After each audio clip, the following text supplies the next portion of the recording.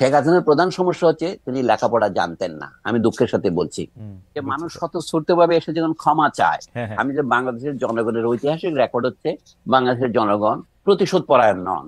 আচ্ছা। শেখ হাসিনার বিরুদ্ধে যে সমস্ত অভিযোগ আছে তার মধ্যে একটা হচ্ছে তিনি ছিলেন ভয়ানক প্রতিশোধ পরায়ণ। হুম।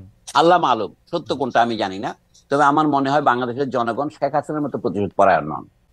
শেখ হাসিনার প্রধান সমস্যা হচ্ছে তিনি লেখাপড়া জানতেন না, আমি দুঃখের সাথে বলছি। হুম। মানে তিনি ছিলেন অত, এটা প্রমাণ কি তিনি খালেদা জিয়া ম্যাট্রিক পাশ করেছে কি হুম। করে নাই এই কথাটা এতবার বলতেন হুম। যে তিনি কিভাবে পরীক্ষা পাশ করেছেন সেই পরীক্ষা থেকে তাকে জিজ্ঞাসা করে নাই।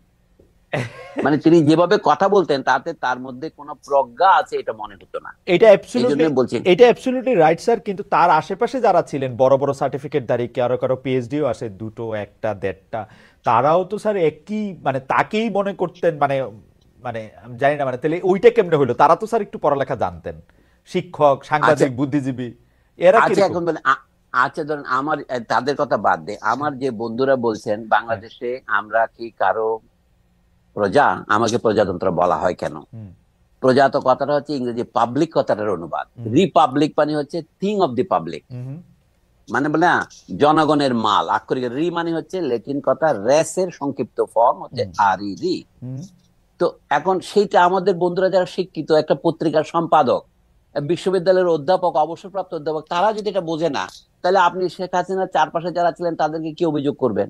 না, ঠিকই আছে স্যার। এই তো ঠিক আমাদের আছে। গরিব দেশের অধ্যাপকরাও দ্বিতীয় শ্রেণীর অধ্যাপক। প্রথম আলো আর ডেইলি স্টার সম্পর্কে যদি একটু বলতেন যে তাদের আসলে। আচ্ছা না আচ্ছা আমি বলি, প্রথম আলোতে আপনি একসময় কাজ করেছেন, হুম। প্রথম আলো তো আমি কিছুদিন লিখেছি, হুম। কিন্তু গত 16 বছরের প্রথম আলো আমার কোনো লেখা ছাপায় নাই। হুম। কিন্তু আমি প্রতিশোধ পরায়ণ নই। হুম।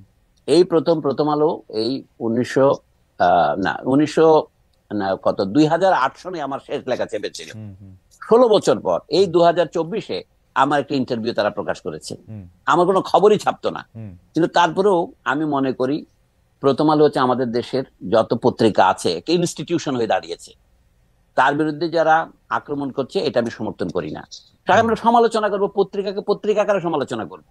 সে যে সমস্ত ভুল করেছে সে তো নিজে আত্মসমর্পণ করে বলেছে সেগুলো। তারা গত সামরিক সরকারের সময় দুই হুম। নেত্রীকে সরে যেতেই হবে ইত্যাদি লিখেছিলেন, পরে তিনি তার ভুল উপলব্ধি করেছেন। হুম। এখনো তার প্রথম আলো একদম নিখাদ আমি এটা বলছি না, তার হুম। মধ্যে অনেক খাদ আছে। হুম।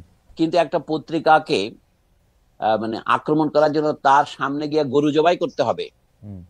এটা আমার মনে হয় সঠিক পন্থা নয়। এক গরু জিনিসটার একটা ঐতিহাসিক প্রতীকী চরিত্র আছে হুম। উপমহাদেশে। হুম। ভারতে কোনো মানুষ গরু কোরবানি করলে অথবা গরুর মাংস ট্রেনে পাওয়া গেলে তাকে পিটিয়ে মারা হচ্ছে, এই হুম। কাহিনীগুলো খবর হয় নাই? হুম। এই সাম্প্রদায়িকতা উস্কানি দেওয়ার মতো একটা প্রতীকী ঘটনা কেন আমরা ঢাকায় ঘটাবো? যারা এই পরামর্শ দিচ্ছেন তারা কি খুব বিবেচনা শক্তির পরিচয় দিচ্ছেন?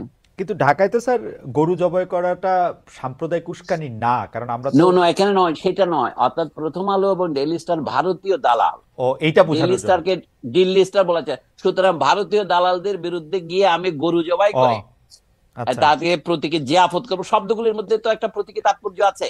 এটা যারা প্ল্যান করেছেন তারা কিন্তু এটা ভেবে চিন্তাই করেছেন। না, কিন্তু স্যার আম- অনেকে আবার বলছে যে প্রথম আলো সম্পাদক বা ডেইলি স্টার সম্পাদক, আপনি ঠিকই বলেছেন স্যার, 2008 সালের পর থেকে আপনার লেখা ছাপে না, আরো অনেকের লেখা ছাপে না, তাদের সাথে কোনো রকম মানে সেটি সেই প্রসঙ্গে স্যার না যায়, কিন্তু ঘটনা হচ্ছে যে প্রথম আলো বা ডেইলি স্টার এটিকে খুব উইটি হিসাবে নিতে পারতো কিনা, আরেকটা গরু দিতে পারতো কিনা, যে এটিও জব করো, না, উৎসব আমি করো। আমার মনে হয় সে অতটা উইটের অবকাশ তাদের নাই। আচ্ছা। আমি আমার কথাটা বললাম একটা বোঝার জন্য। হুম। হুম। প্রথম আলোকে সাপোর্ট করার জন্য তার পক্ষে গিয়ে দাঁড়িয়ে একটা স্লোগান দেওয়ার মতো আমার মেজাজ নাই।